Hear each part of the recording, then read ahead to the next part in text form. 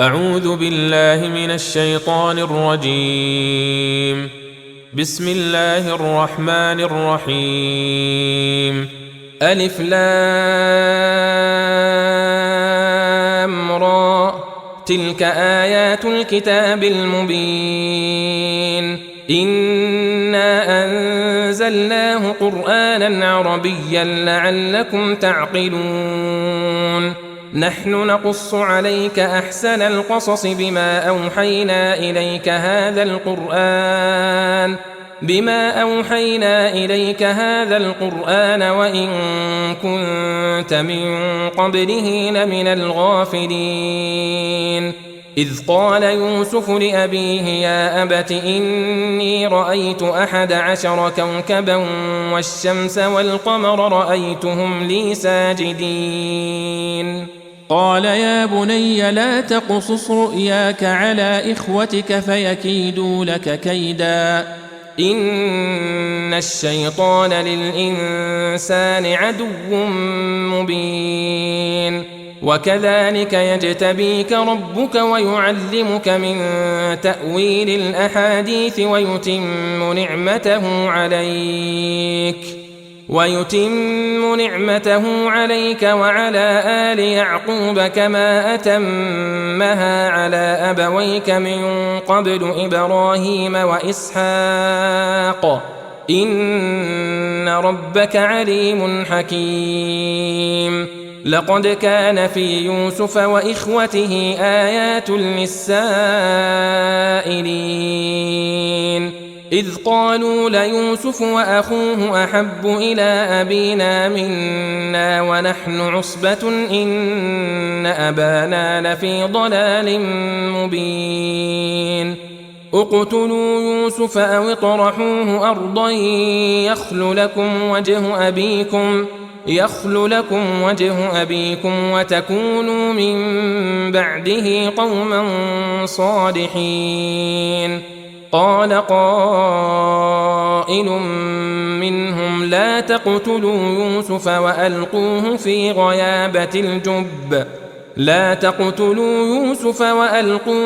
غيابة الجب يلتقطه بعض السيارة إن كنتم فاعلين.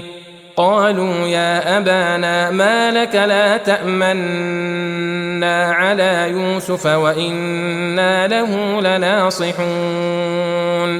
أرسله معنا غدا يرتع ويلعب وإنا له لحافظون.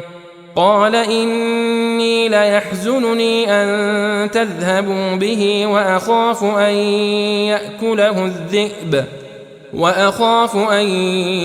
يأكله الذئب وأنتم عنه غافلون.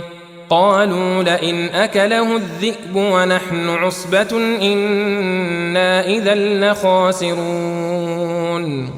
فلما ذهبوا به وأجمعوا أن يجعلوه في غيابة الجب وأوحينا إليه لتنبئنهم بأمرهم هذا وهم لا يشعرون. وجاءوا أباهم عشاء يبكون. قالوا يا أبانا إنا ذهبنا نستبق وتركنا يوسف عند متاعنا فأكله الذئب وما أنت بمؤمن لنا ولو كنا صادقين. وجاءوا على قميصه بدم كذب قال بل سولت لكم أنفسكم أمرا فصبر جميل والله المستعان على ما تصفون.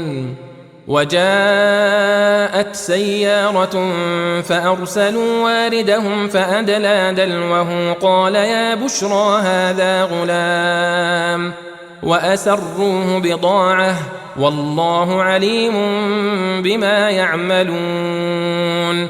وشروه بثمن بخس دراهم معدودة وكانوا فيه من الزاهدين. وقال الذي اشتراه من مصر لامرأته أكرمي مثواه عسى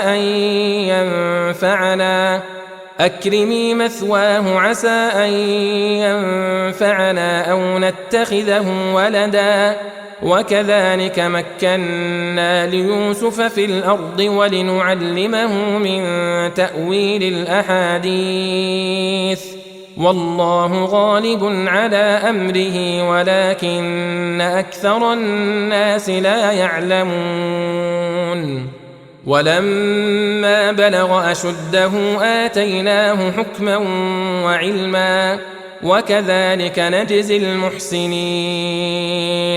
وراودته التي هو في بيتها عن نفسه وغلقت الأبواب وقالت هيت لك قال معاذ الله إنه ربي أحسن مثواي إنه لا يفلح الظالمون.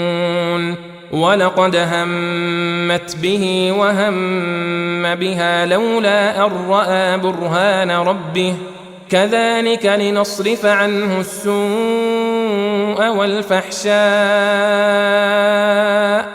إنه من عبادنا المخلصين.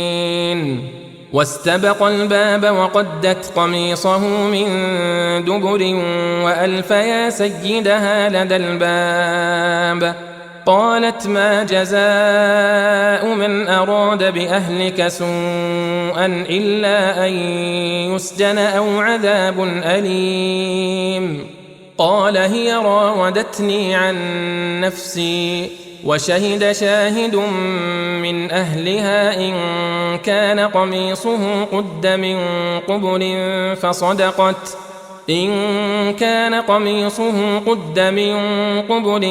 فصدقت وهو من الكاذبين وإن كان قميصه قد من دبر فكذبت وهو من الصادقين. فلما رأى قميصه قد من دبر قال إنه من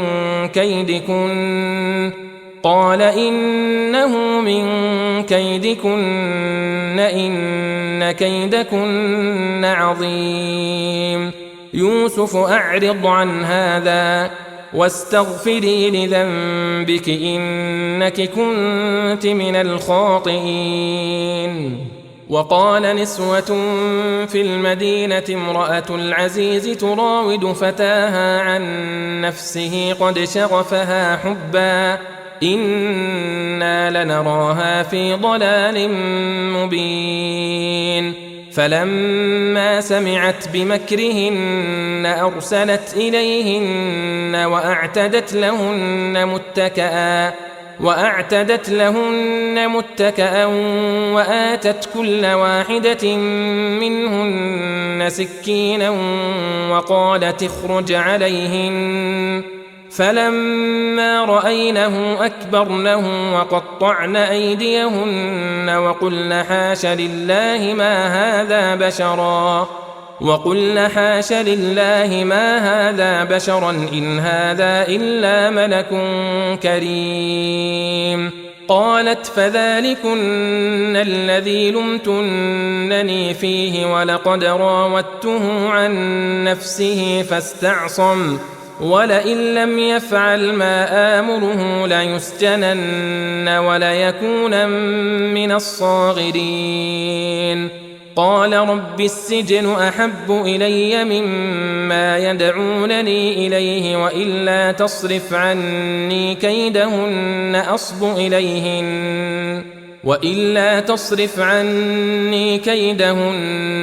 أصب إليهن وأكن من الجاهلين. فاستجاب له ربه فصرف عنه كيدهن إنه هو السميع العليم. ثم بدا لهم من بعد ما رأوا الآيات ليسجننه حتى حين. ودخل معه السجن فتيان قال أحدهما إني أراني أعصر خمرا وقال الآخر إني أراني أحمل فوق رأسي خبزا تأكل الطير منه نبئنا بتأويله إنا نراك من المحسنين. قال لا يأتيكما طعام ترزقانه إلا نبأتكما بتأويله قبل أن يأتيكما ذلكما مما علمني ربي إني تركت ملة قوم لا يؤمنون بالله وهم بالآخرة هم كافرون واتبعت ملة آبائي إبراهيم وإسحاق ويعقوب ما كان لنا أن نشرك بالله من شيء ذلك من فضل الله علينا وعلى الناس ولكن أكثر الناس لا يشكرون. يا صاحبي السجن أأرباب متفرقون خير أم الله الواحد القهار ما تعبدون من دونه إلا أسماء سميتموها أنتم وآباؤكم ما أنزل الله بها من سلطان إن الحكم إلا لله أمر ألا تعبدوا إلا إياه ذلك الدين القيم ولكن أكثر الناس لا يعلمون. يا صاحبي السجن أما أحدكما فيسقي ربه خمرا وأما الآخر فيصلب فتأكل الطير من رأسه قضي الأمر الذي فيه تستفتيان. وقال للذي ظن أنه ناج منهما اذكرني عند ربك فأنساه الشيطان ذكر ربه فلبث في السجن 9 سنين. وقال الملك إني أرى 7 بقرات سمان يأكلهن 7 عجاف و7 سنبلات خضر وأخر يابسات يا أيها الملأ أفتوني في رؤياي إن كنتم للرؤيا تعبرون. قالوا أضغاث أحلام وما نحن بتأويل الأحلام بعالمين. وقال الذي نجا منهما وادكر بعد أمة أنا أنبئكم بتأويله فأرسلون. يوسف أيها الصديق أفتنا في 7 بقرات سمان يأكلهن 7 عجاف و7 سنبلات خضر وأخر يابسات لعلي أرجع إلى الناس لعلهم يعلمون. قال تزرعون 7 سنين دأبا فما حصدتم فذروه في سنبله إلا قليلا مما تأكلون. ثم يأتي من بعد ذلك 7 شداد يأكلن ما قدمتم لهن إلا قليلا مما تحصنون. ثم يأتي من بعد ذلك عام فيه يغاث الناس وفيه يعصرون وقال الملك ائتوني به فلما جاءه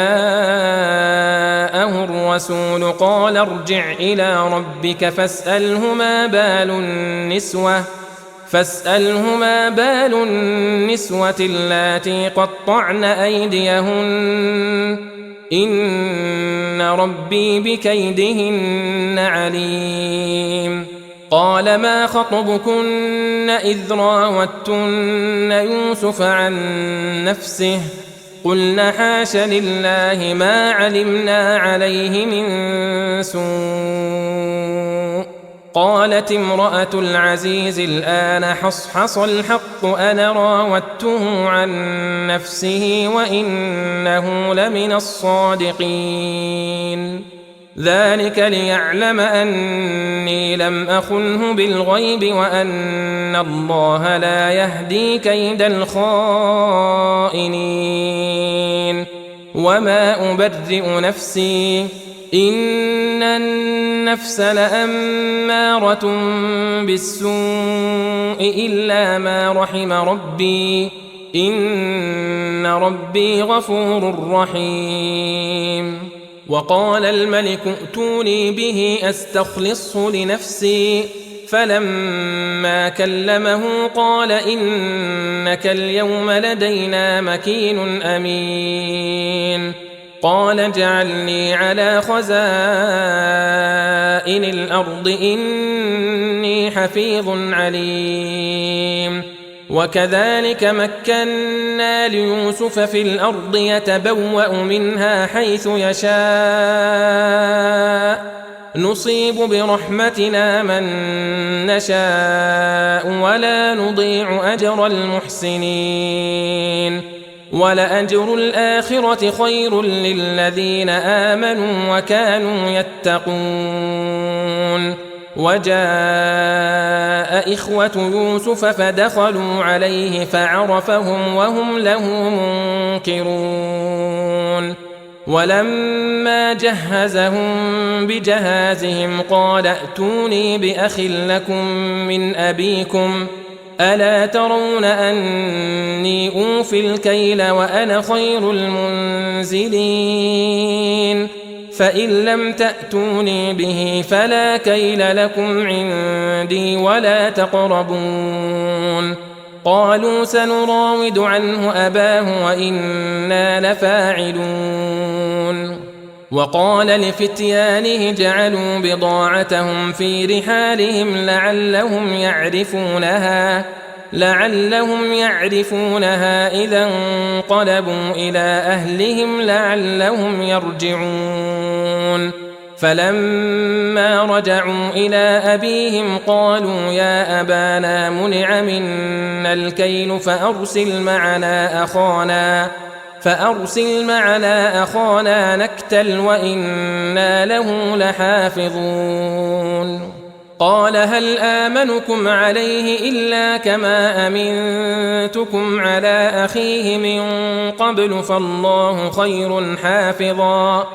فالله خير حافظا وهو أرحم الراحمين ولما فتحوا متاعهم وجدوا بضاعتهم ردت إليهم قالوا يا أبانا ما نبغي هذه بضاعتنا ردت إلينا ونمير أهلنا ونحفظ أخانا ونزداد كيل بعير ذلك كيل يسير قال لن أرسله معكم حتى تؤتون موثقا من الله لتأتونني به إلا أن يحاط بكم فلما آتوه موثقهم قال الله على ما نقول وكيل وقال يا بني لا تدخلوا من باب واحد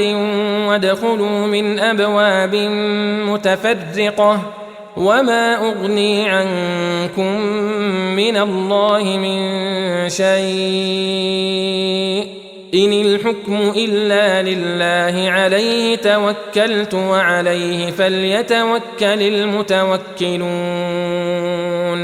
ولما دخلوا من حيث أمرهم أبوهم ما كان يغني عنهم من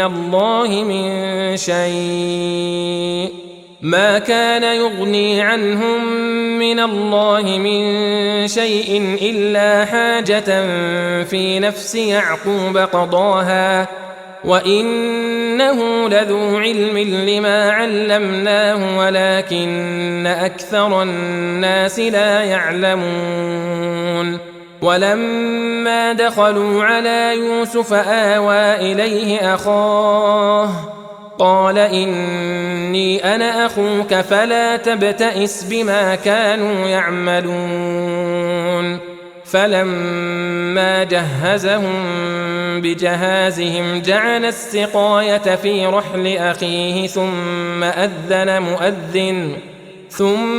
أذن مؤذن أيتها العير إنكم لسارقون قالوا وأقبلوا عليهم ماذا تفقدون قالوا نفقد صواع الملك ولمن جاء به حمل بعير وأنا به زعيم قالوا تالله لقد علمتم ما جئنا لنفسد في الأرض وما كنا سارقين قالوا فما جزاؤه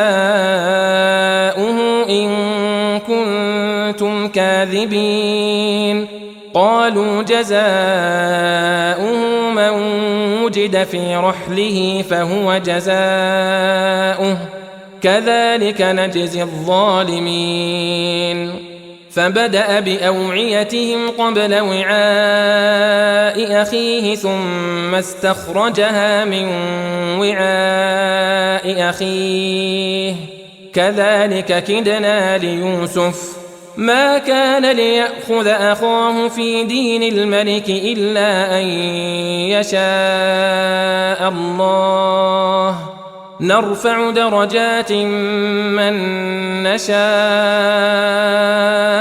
وفوق كل ذي علم عليم قالوا إن يسرق فقد سرق أخ له من قبل فأسرها يوسف في نفسه ولم يبدها لهم قال أنتم شر مكانا والله أعلم بما تصفون قالوا يا أيها العزيز إن له أبا شيخا كبيرا فخذ أحدنا مكانه إنا نراك من المحسنين قال معاذ الله أن نأخذ إلا من وجدنا متاعنا عنده إنا إذا لظالمون فلما استيئسوا منه خلصوا نجيا قال كبيرهم ألم تعلموا أن أباكم قد أخذ عليكم موثقا من الله ومن قبل ما فرطتم في يوسف فلن أبرح الأرض حتى يأذن لي أبي أو يحكم الله لي وهو خير الحاكمين ارجعوا إلى أبيكم فقولوا يا أبانا إن ابنك سرق وما شهدنا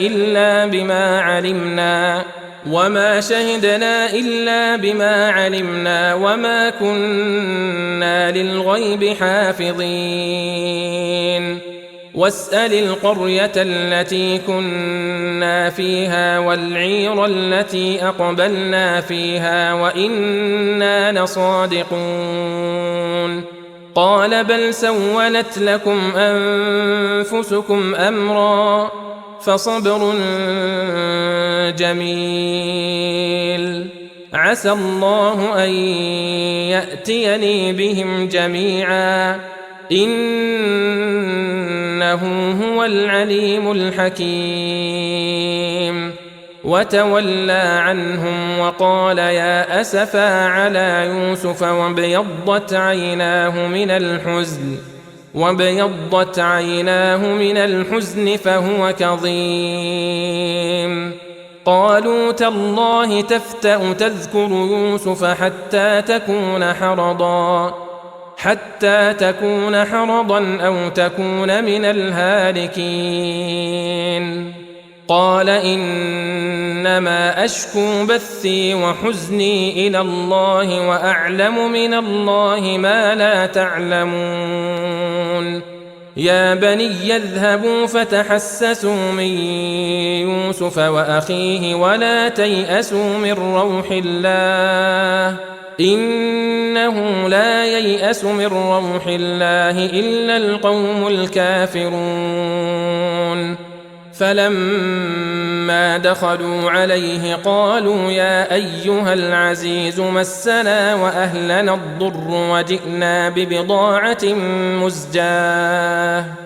وجئنا ببضاعة مزجاة فأوف لنا الكيل وتصدق علينا إن الله يجزي المتصدقين.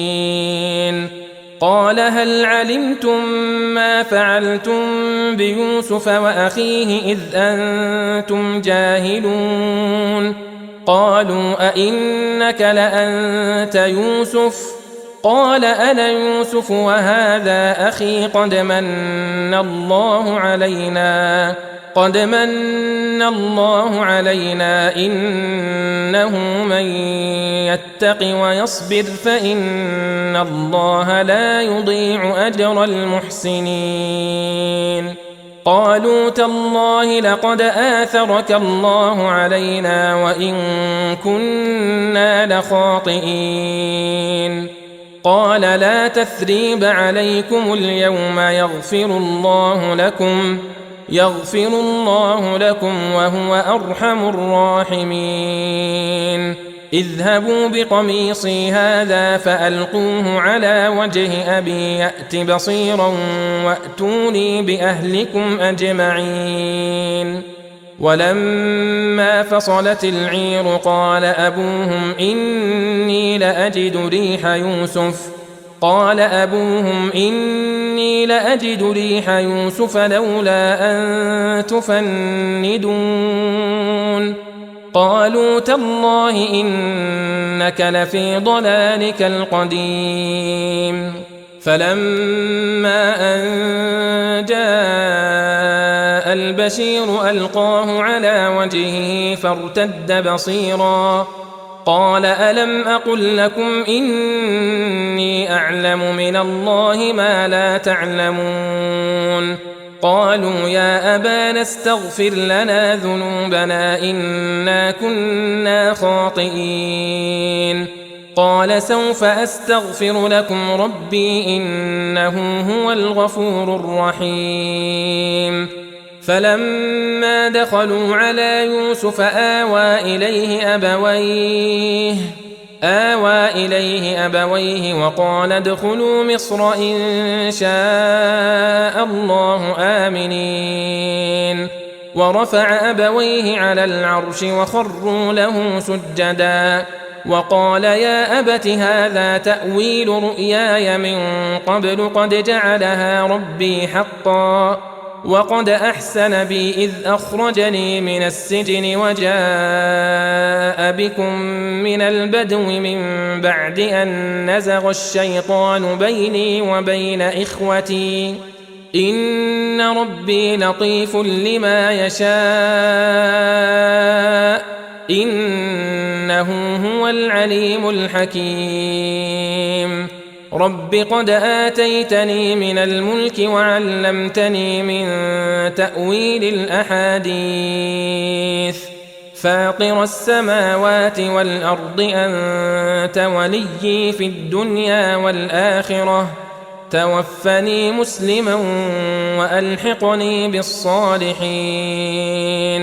ذلك من أنباء الغيب نوحيه إليك وما كنت لديهم إذ أجمعوا أمرهم وهم يمكرون وما أكثر الناس ولو حرصت بمؤمنين وما تسألهم عليه من أجر إن هو إلا ذكر للعالمين وكأي من آية في السماوات والأرض يمرون عليها وهم عنها معرضون وما يؤمن أكثرهم بالله إلا وهم مشركون أفأمنوا أن تأتيهم غاشية من عذاب الله أو تأتيهم الساعة بغتة وهم لا يشعرون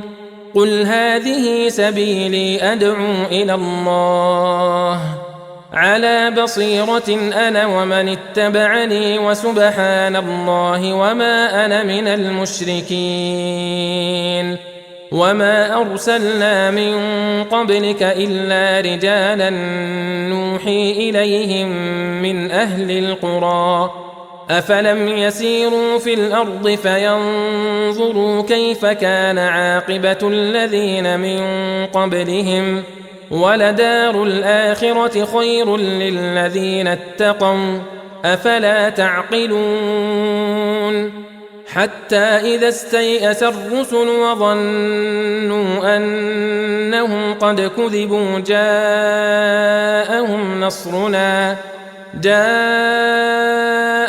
نصرنا فنجي من نشاء ولا يرد بأسنا عن القوم المجرمين لقد كان في قصصهم عبرة لأولي الألباب ما كان حديثا يفترى ولكن تصديق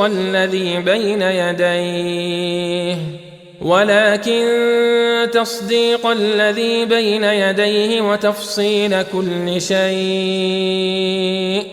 وتفصيل كل شيء وهدى ورحمة لقوم يؤمنون